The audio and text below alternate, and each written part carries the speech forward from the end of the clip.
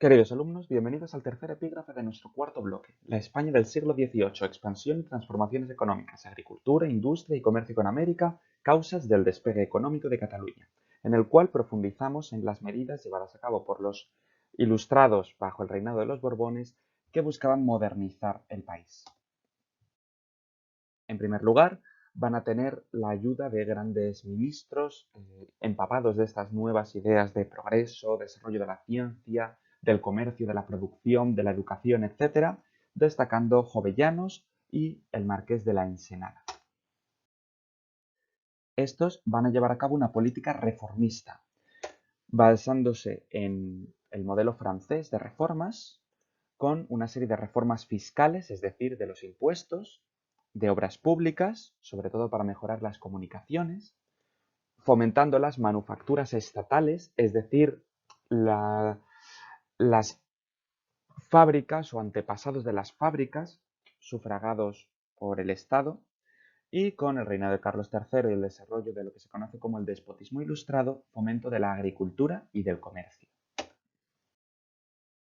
En primer lugar, para esta reforma fiscal, para el desarrollo de un mejor sistema de impuestos, unificado y más eficaz, era necesario saber la población que había en España y los recursos con los cuales contaba. Para ello se elaborará el catastro del Marqués de la Ensenada, un enorme proyecto que consistía en enviar a emisarios gubernamentales a los diferentes pueblos de España para tratar de conocer su situación, contando, entre otras cosas, de un interrogatorio de 40 preguntas, cuyas respuestas se eran anotadas y de las cuales se tomaba un registro para tratar de conocer exhaustivamente todos y cada uno de los pueblos de la monarquía.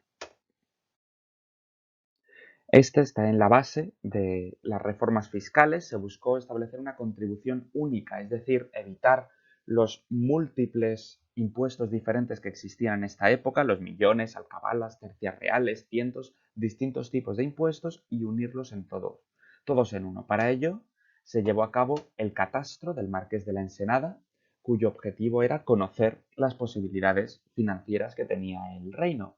Sin embargo, los privilegiados se van a oponer a ello, pues iba en contra de sus derechos tradicionales, eh, eliminando los privilegios con los cuales contaban, obligándoles a pagar igual que el resto, etc. Por lo tanto, su oposición impidió que se aplicara completamente esta medida. Sin embargo, el Estado aprovechó para recuperar los impuestos arrendados a particulares, es decir, que los particulares eran quienes gestionaban los impuestos. Los impuestos iban a parar al rey, pero debido a que no era capaz de gestionarlo por sí mismo, le daba la capacidad de gestionar impuestos a un recaudador, que se quedaba, por supuesto, con una parte.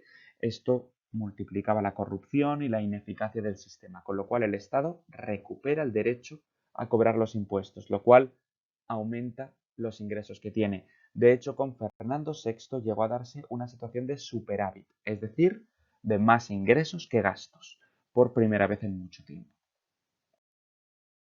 Las infraestructuras van a buscar comunicar los distintos territorios de España, que como hemos dicho es un país cuyas comunicaciones van a ser bastante difíciles debido al relieve tan abrupto, la disposición de las montañas y de la irregularidad de los terrenos. Para ello se crean una serie de canales, como el Canal de Castilla, que intentaba conectar por mar o transmitiendo el agua grandes áreas diversas, y sobre todo una gran red de caminos, de carreteras y postas para mantener conectado todo el territorio y especialmente la periferia con la capital, que es el origen del sistema radial centralizado que seguimos teniendo hoy en día.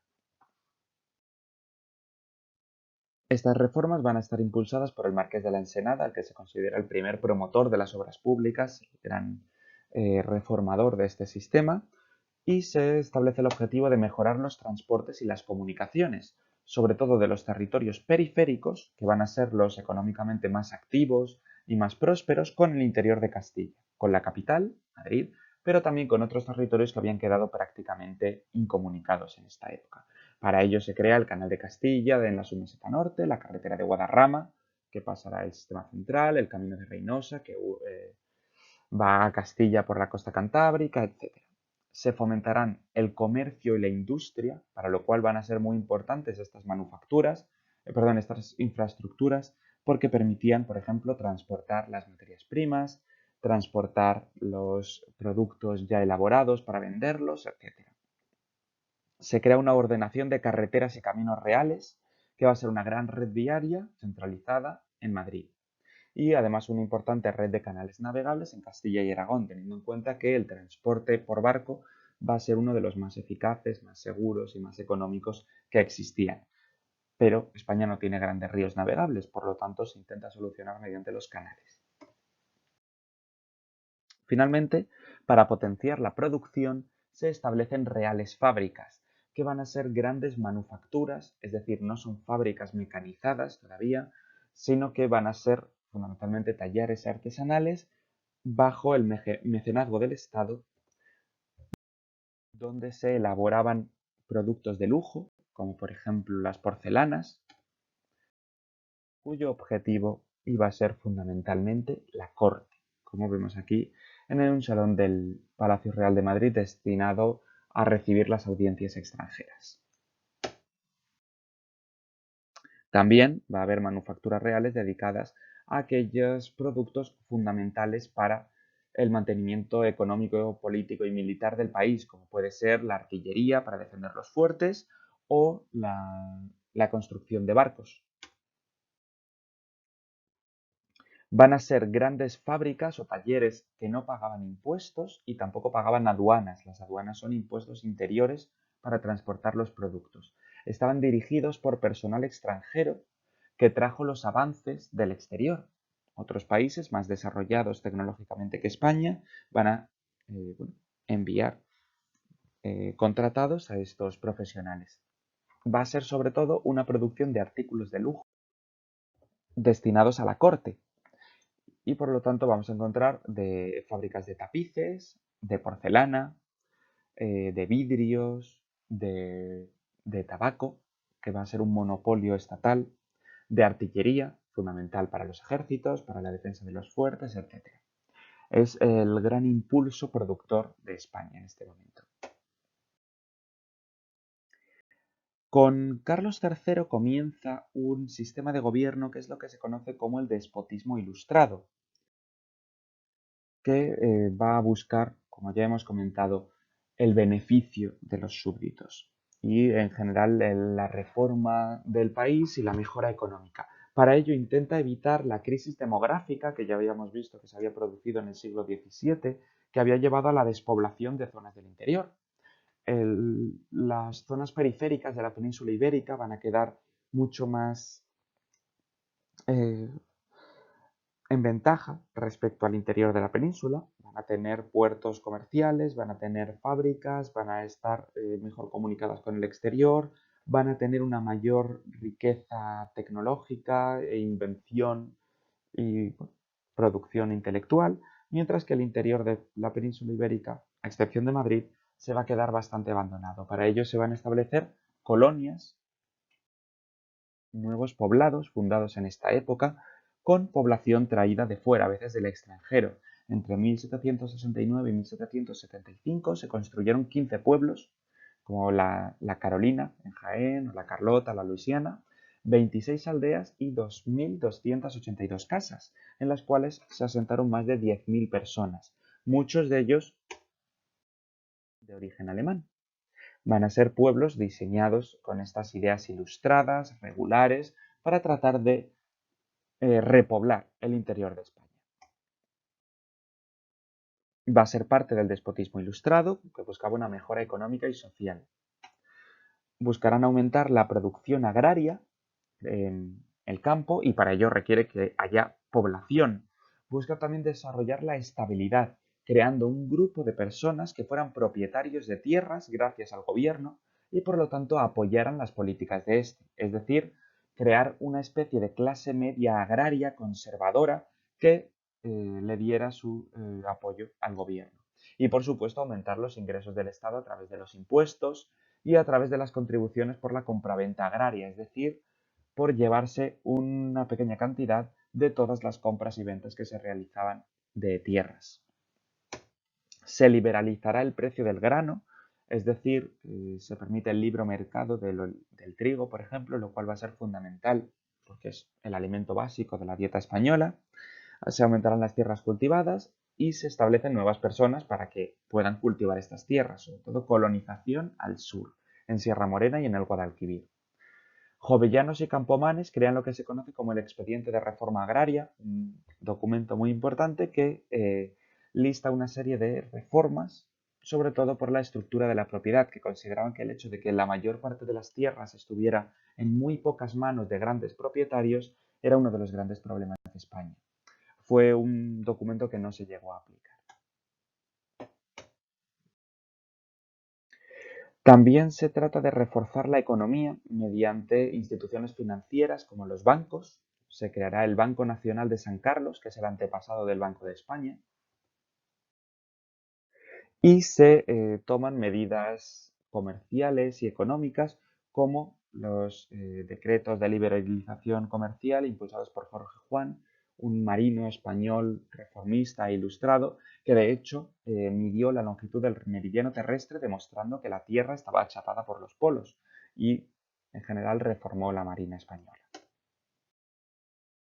Va a ser en general un desarrollo económico. En primer lugar se busca reforzar la consideración social del trabajo.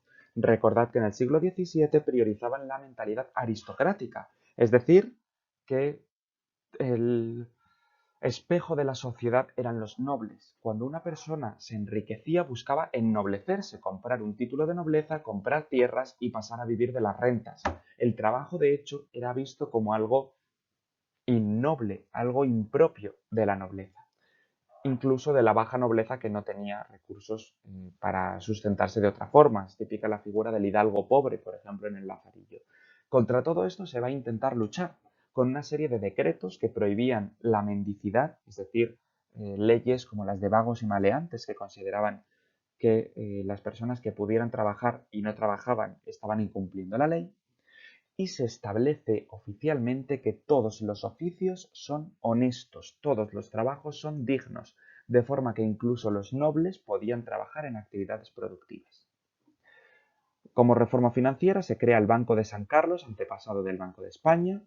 Se fomentará el comercio, eliminando, como ya hemos dicho, los impuestos sobre el grano, es decir, liberalizando el comercio, eliminando las aduanas interiores, es decir, los impuestos dentro del propio territorio español, que se pondrán, por supuesto, en las fronteras, y mejorando las infraestructuras, como ya hemos dicho, con los caminos, con los canales, se aumentará el número de puertos y se crea una red de diligencias para el transporte y de correos para los mensajes, por supuesto.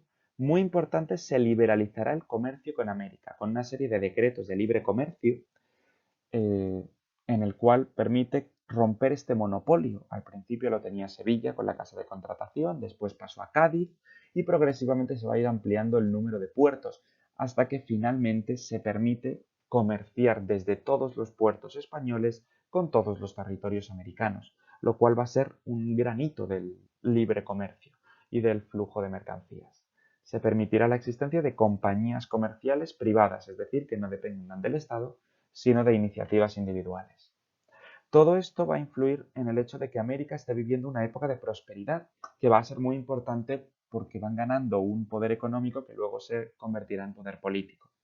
Va a convertirse en exportadora de materias primas, bueno, era desde el primer momento exportadora de materias primas, no había en realidad grandes actividades productivas, no había fábricas, no había talleres artesanos apenas, pero aún así va a tener un gran crecimiento, va a crecer su población de 11 a 16 millones y va a haber un gran desarrollo intelectual vinculado a la ilustración, a las ideas de los ilustrados que influirán en las teorías independentistas americanas.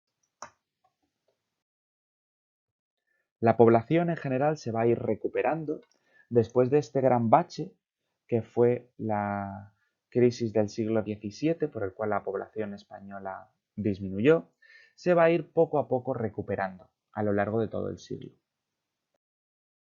Esto supone un aumento de las familias, de los trabajadores, de las personas pagando impuestos, pero va a estar con ciertas desigualdades, sobre todo porque grandes zonas van a vivir grandes fenómenos de emigración, sobre todo las Islas Canarias y Galicia, hasta el punto de que el propio gentilicio gallego se haya convertido en zonas de América como sinónimo de español. De esta forma, se pasa de 7 a 10 millones en el siglo XVII y finales del XVIII, se recuperará la población, aumenta la natalidad, el número de hijos, aumentan bueno, las técnicas de salud, los avances higiénicos, la medicina, etcétera, etcétera. Se reducirá la mortalidad catastrófica, es decir, las guerras por enfermedades, por crisis de subsistencia, por hambrunas, por guerras, etcétera. Las guerras van a ser sobre todo en el exterior y no van a ser tan sangrantes como las del siglo XVII. Se mejorará la situación económica por todas las medidas que hemos dicho, se mejoran los transportes, se terminan las aduanas, etc. Pero este crecimiento va a ser muy desigual. En la costa mediterránea va a ser mucho mayor, la población se multiplica, es una zona también muy activa económicamente. Valencia, Murcia, Aragón, se triplicará en Murcia y está muy vinculado a las mejoras económicas, al aumento del regadío, el arroz, la morera, que permite mantener gran cantidad de población y además produce beneficios económicos, y a la eliminación de las aduanas, es decir, al desarrollo del libre comercio. En Castilla, en cambio, va a ser un crecimiento mucho más limitado y en Galicia, Asturias y Canarias va a estar vinculado a un decrecimiento debido a la emigración hacia América.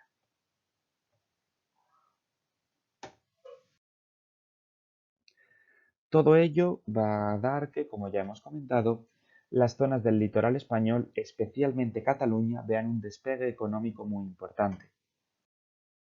Va a potenciarse la producción textil de las indianas, es decir, fábricas destinadas sobre todo a la venta en las Indias, en América, la producción de lana y especialmente de lino y de algodón. Aquí vemos, por ejemplo, una carta de un comerciante con un muestrario de telas. Muestra cómo este tipo de industrias van a ser muy florecientes, van a tener una gran extensión. Por lo tanto, Cataluña va a ser una de las zonas que más crece económicamente, debido en gran medida a los beneficios de la exportación de vinos y aguardientes, que le permitió desarrollar su industria textil de la lana, de la seda, posteriormente del algodón, etc. Y desde mediados del siglo XVIII se van a establecer fábricas modernas con la mejor tecnología de la época, impulsada por Ríos, tecnología hidráulica, que fabricaba tejidos de algodón dedicados a la venta en las Indias y fomentado por el final del monopolio. Recordad que a lo largo desde el descubrimiento de América hasta la liberalización del comercio, solamente Castilla podía comerciar legalmente con América, a excepción de medidas como el navío de permiso que se le concedió a Inglaterra, estaba limitado a Castilla. Sin embargo, termina el monopolio con la liberalización del mercado que hemos dicho y Cataluña va a poder comerciar, obteniendo de ello grandes beneficios.